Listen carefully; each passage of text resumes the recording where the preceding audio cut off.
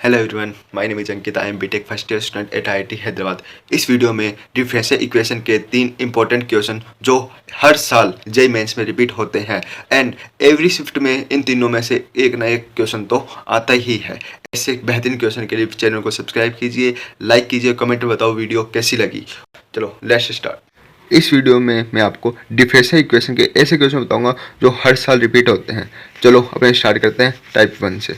Type 1 यह है कि dy अपॉन में dx is equals to a1x plus में b1y प्लस में c1 अपॉन में a2x plus b2y plus c2। इसमें भी इसको दो टाइप के क्वेश्चन बनते हैं। एक तो फर्स्ट टाइप पहला a1 अपॉन में a2 इज इक्वल्स टू है b1 अपॉन में b2। अगर ये टाइप का बनता है तो आपको क्या करना है, तो कुछ मतलब ये दोनों जो स्ट्रेट लाइन है, ये और ये दोनों स्ट्रेट लाइन है, ये दोनों पैरेलल स्ट्रेट लाइन है, तो ये दोनों एक दूसरे के पैरेलल है। तो इन दोनों में कुछ कॉमन लेके तो जो रिमेनिंग पार्ट है जो दोनों में सेम आएगा तो उसको कुछ टी मान के सोल्व करते हैं। टी मान के तो इसका इंटीग्रेशन करेंगे तो ये dy अपॉन में dx और dt बाई dx बन के इस इक्वेशन पुट करके इसको आगे सोल्व करते हैं।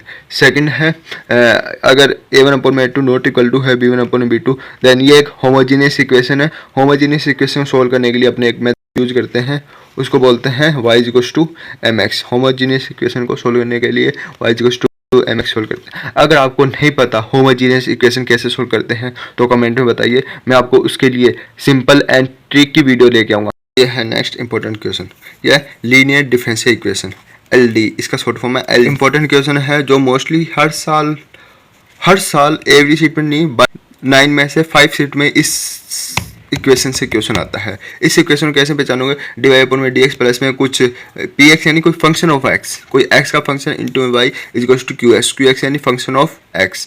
तो ऐसा भी कभी कभी इनडायरेक्टली भी क्वेश्चन में दिया होता है, तो आपको उसको अरेंजमेंट करके इस इक्वेशन इस फॉर्मेट में लाना होता है। बाकी मैक्स टू मैक्स टाइम इसी फॉर्म में दिया होता है, बाकी कभी कभी अलग अलग फॉर्म में दिया होता है, तो आपको उसको थोड़ा इंटरचेंज करके एलसीएम लेके थोड़ा लेफ्ट राइट करके या फिर ऊपर नीचे थोड़ा करके तो आपको अरेंजमेंट करके उसको इस फॉर्म में लाना होता है। इस फॉर्म में लाने के बाद ये इक्वेशन आपको क्वेश्चन में गिवन होगी, तो इसको सोल्व करने का स्टेप फर्स्ट है फाइंड द इंटीग्रल फैक्टर। पहले अपने क्या करते हैं, पहले स्टेप 1 में क्या करते हैं, फाइंड करते हैं इंटीग्रेट फैक्टर। कैसे फाइंड करते हैं तो मैं बताता हूँ। Integrate factor is equals to e की पावर में अपने इंटीग्रेशन करेंगे इसका, जो कोफिशिएंट है y का इंटीग्रेशन करेंगे e की पावर में इंटीग्रेशन ऑफ px इंटू में dx, pdx इंटू में dx। और इसका इंटीग्रेशन करने में जो वैल्यू आएगी उसको बोलते हैं इंटीग्रेट फैक्टर।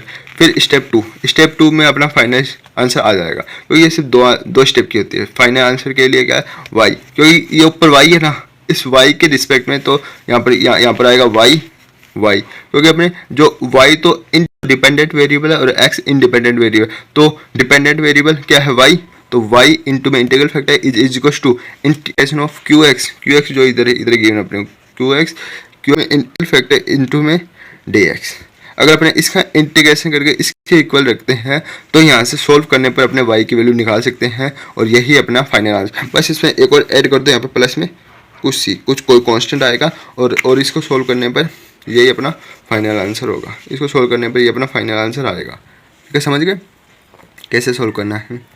फिर लास्ट टाइप और इम्पोर्टेंट, वो जे एडवांस और जे मेंस के लिए दोनों के लिए इम्पोर्टेंट है। लास्ट टाइप यह है बर्नौली इक्वेशन। बर्नौली इक्वेशन भी एक इम्पोर्टेंट है। इसमें दिया होगा dy अपॉन में dx प्लस में px into Y equals to qx into में y की पावर n आएगा। तो आपको समझ आना ये बर्नौली इक्वेशन है, तो इसको बर्नौली के टाइप से सोल्व करते हैं। तो आपको कभी कोई क्वेश्चन में डायरेक्टली नहीं देगा, इनडायरेक्टली देगा, तो उसको आपको थोड़ा रीअरेंजमेंट करके इस फॉर्म में कन्वर्ट करना होगा। तो फिर बाद में ये स्टेप आप फॉलो करना। इसको सोल्व करने के लिए पहले इस y की पावर n को इनमें दोनों में क्या करते हैं, डिवाइड कर देंगे। तो इन दोनों में डिवाइड कर दिया y की पावर n को। देन इसके बाद में जो y की पावर ये है ना, ये वाला, इस पूरे को क्या इस 1 अपॉन में y की पावर n माइनस 1, या ना 1 अपॉन में y की पावर n माइनस 1 को इक्वल्स टू क्या मान लिया t। अब t मान के दोनों तरफ क्या किया, डिफरेंशिएशन। दोनों तरफ t मान के दोनों तरफ डिफरेंशिएशन किया। डिफरेंशिएशन करने के बाद ये टर्म्स आई है, ये 1 माइनस n अपॉन में y की पावर n इंटू में dy by dx equals to है dt अपॉन में dx। तो इस टर्म में अपने को इधर दिख रहा है भाई, अगर अपने को जिसको dt बाई dx की फॉर्म में चेंज करना है तो उसके लिए आगे अपने को 1 माइनस n का कोफिशिएंट होना चाहिए। तो इसको अपने चेंज करने के लिए ऊपर नीचे 1 माइनस n से क्या करते हैं, मल्टीप्लाई। ऊपर नीचे 1 माइनस एन से मल्टीप्लाई करते हैं तो ये इतना लेके इतना, ये पूरा dt की फॉर्म में चेंज हो रहा है। तो ये देखो ये dt बन रहा है, ये इतना, ये वाला यहाँ पर बन रहा है। तो इसको फिर बाकी एज इट इज आ जाएगा, ठीक है। तो ये पूरा टर्म अपने dt में चेंज हो गया, तो इसको dt में किया तो 1/n one minus N 1/1 minus एन इंटू में dt by D X plus में px इंटू में t इक्वल टू qs। अब जो इसको ये लीनियर डिफरेंशियल इक्वेशन की फॉर्म में नहीं है, क्योंकि इसके आगे ये मल्टीप्लाई है ना, ये कोफिशिएंट, तो इसके कारण ये लीनियर डिफरेंशियल इक्वेशन नहीं है। तो इसको इस कोफिशिएंट को दोनों में क्या कर देंगे, मल्टीप्लाई कर देंगे। तो इसको ये मल्टीप्लाई करने के बाद अब ये लीनियर डिफरेंशियल इक्वेशन बनी है। जब ये बहुत इंपॉर्टेंट बात है, लोगों को ये बात पता नहीं होती, क्योंकि वो अगर dt बाई डी एक्स के साथ में कोई भी कोफिशिएंट मल्टीप्लाई है तो ये लीनियर डिफरेंशियल इक्वेशन नहीं है। क्या है, नॉट एल डी, ये एल डी नहीं है। इस कोफिशिएंट जो dt बाई डी एक्स का कोफिशिएंट कितना होना चाहिए 1, तो इसको मल्टीप्लाई करने का ये एक लीनियर डिफरेंशियल इक्वेशन कन्वर्ट होगी। लीनियर डिफरेंशियल इक्वेशन को सोल्व करना मैंने आपको अभी सेकंड टाइप में सिखाया था। ये तीनों बहुत इंपॉर्टेंट क्वेश्चन है जो हर साल जेईई मेंस की हर शिफ्ट में रिपीट होते हैं। अगर आप इन क्वेश्चन को अच्छे से करते हो तो आपके मिनिमम 8 to 12 मार्क्स सेव हो सकते हैं। ऐसी बेहतरीन वीडियो के लिए चैनल को सब्सक्राइब कीजिए, लाइक कीजिए, कमेंट में बताओ वीडियो कैसी लगी। Okay bye, all the best.